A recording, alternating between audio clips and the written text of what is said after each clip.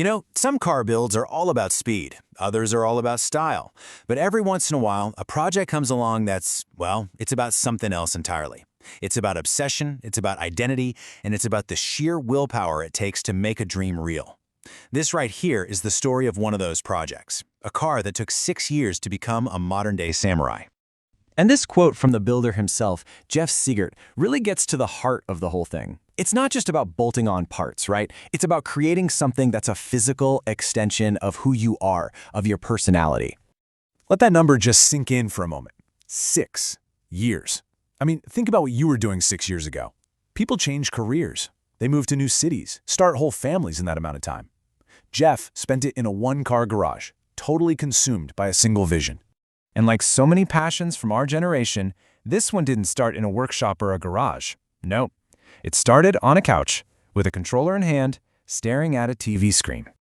So, let's hit rewind and go back to where this all began.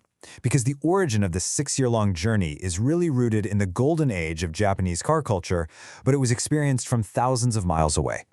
For Jeff, it all kicked off in 1997 with Gran Turismo. I mean, that game was basically a digital bible of legendary JDM cars, right? The Skyline, the Supra, the RX-7. But then came Tokyo Extreme Racer, and that game added the soul. It wasn't just about racing. It was about the culture, this idea that these cars had their own identities on the neon-soaked highways of Japan. And that's when the obsession got personal. With his first car, a 240SX, that digital dream finally hit the real pavement. Okay, so here's where Jeff's story takes a really cool and unique turn. His path to becoming this amazing automotive artist wasn't through a traditional body shop. It was through a completely different world of creation, but one that's surprisingly relevant. So get this, Jeff was deep into cosplay. He totally understood fiberglass, plastics, shaping, how to turn an idea in your head into a physical, wearable thing. And you took that exact same skill set and just applied it to cars. It's an incredible example of how skills from one creative passion can completely transform another. And this unique perspective, it became the foundation for everything that came next. After taking a little break from the scene, Jeff came back in 2016 with a Nissan 350Z. But he refused to just buy an off-the-shelf kit. No way. Instead, he created Xylus, his own 5-piece widebody, and it was a massive hit. It proved he had the skills to go from a sketch to a real-world product. Now, for most people, this would have been the peak, the ultimate achievement. For Jeff, it was just the warm-up. So, having proven he could do it, Jeff set his sights on a new challenge, a project so insanely ambitious, it would become this multi-year obsession, a real mountain he had to climb. He called it Excelsior. And this wasn't just a set of fender flares. We're talking about a 31-piece suit of armor. He drew inspiration from Japanese mecha and samurai, and the goal was to completely transform the car into something futuristic, aggressive, and almost otherworldly. The whole process was just grueling. It was this incredible blend of raw art and pure labor. It started small, with a tiny little clay model, but pretty soon it moved to the full-size car. For years, in that tiny garage, Jeff was hand-sculpting foam, laying fiberglass, and just endlessly sanding to get the lines perfect. But this old-school, hands-on approach created a huge problem. Seriously, think about it. With all those insane angles and layers, trying to make the other side of the car an exact mirror image by hand, it's pretty much impossible.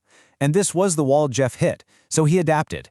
He blended his old-school craft with new-school tech. He 3D scanned the side he'd made by hand and then printed its mirror image. But even that wasn't some magic fix. It just created a whole new set of headaches trying to get everything to fit perfectly. But after 6 years of fighting through every single setback, the prototype was done. 31 individual interlocking pieces that formed this single incredible vision.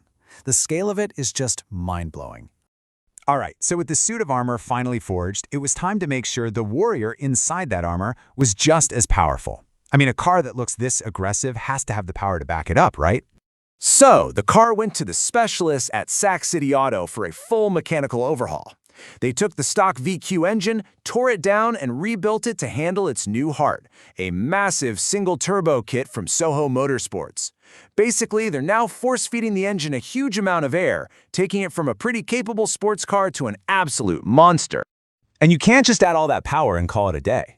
Every single part of the car had to be upgraded to handle it. You can see here the massive R1 Concepts brakes you'd need to stop all that new speed, a stronger clutch to handle the power, and an airlift suspension, which is cool because it lets you adjust the ride height on the fly. Perfect for getting that super low look at a show, but also for actually driving it. This isn't just a shopping list of parts, it's a recipe for a truly balanced machine, where every piece works together. So at this point, the car was a masterpiece of fabrication and engineering, but it was still just a collection of parts covered in gray primer dust. It was a body without a soul. It needed its final color. And the choice? Aston Stirling Green. It's this deep, elegant, timeless color that creates this amazing contrast with the futuristic, almost brutal lines of the body kit. It was absolutely the perfect choice to elevate the build from just a project car to a true showpiece. For a finish this important, you go to the best. Jeff took it to SOS Customs. They're the ones who laid down that flawless paint, and then they crafted a completely custom interior to match. We're talking charcoal and gold upholstery, a digital dash, custom lighting. The entire cockpit was totally reimagined.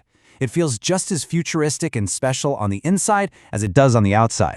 So, after 6 long years of struggle, of innovation, and just unwavering dedication, the journey was finally at its end.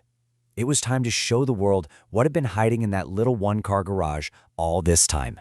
And in this crazy race against the clock, the car was finished just 1 week before it was supposed to debut at the SEMA show in Las Vegas, the biggest stage in the car world. After 6 years of working in quiet, it was unveiled under the brightest lights in the industry. And yeah, the response was absolutely overwhelming. When you really look at it, the Excelsior is so much more than just a car. It's a testament to persistence. It's proof that you can literally build your identity and passions into something physical. It's wearable art, a suit of armor for the road, and the ultimate end result of a dream that started with a video game more than 20 years ago. And that kind of leaves us with one last thought. Jeff's obsession was cars. He poured 6 years into it, and he created something that is undeniably him. So it really makes you wonder, what's your obsession? And what could you create if you gave it that same kind of dedication?